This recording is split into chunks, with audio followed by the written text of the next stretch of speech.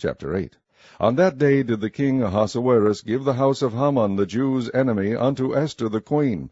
And Mordecai came before the king, for Esther had told what he was unto her. And the king took off his ring, which he had taken from Haman, and gave it unto Mordecai. And Esther set Mordecai over the house of Haman.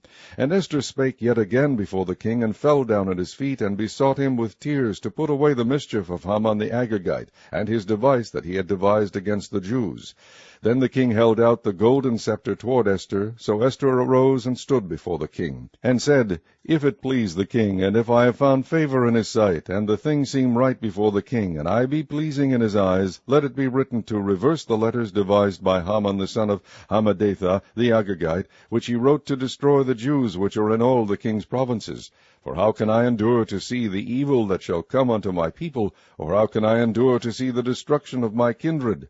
Then the king Ahasuerus said unto Esther the queen, and to Mordecai the Jew, Behold, I have given Esther the house of Haman, and him they have hanged upon the gallows, because he laid his hand upon the Jews. Write ye also for the Jews, as it liketh you, in the king's name, and seal it with the king's ring. For the writing which is written in the king's name, and sealed with the king's ring, may no man reverse.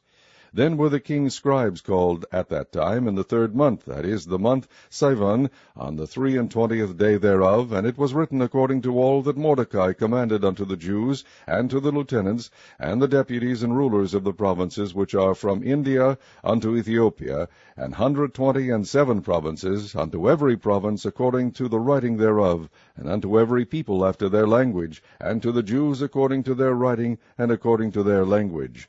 And he wrote in the king Ahasuerus' name, and sealed it with the king's ring, and sent letters by posts on horseback, and riders on mules, camels, and young dromedaries, wherein the king granted the Jews which were in every city to gather themselves together, and to stand for their life, to destroy, to slay, and to cause to perish all the power of the people and province that would assault them, both little ones and women, and to take the spoil of them for a prey, upon one day in all the provinces of King Ahasuerus, namely, upon the 13th day of the 12th month, which is the month Adar. The copy of the writing for a commandment to be given in every province was published unto all people, and that the Jews should be ready against that day to avenge themselves on their enemies. So the posts that rode upon mules and camels went out, being hastened and pressed on by the king's commandment. And the decree was given at Shushan the palace. And Mordecai went out from the presence of the king in royal apparel of blue and white, and with a great crown of gold, and with a garment of fine linen and purple.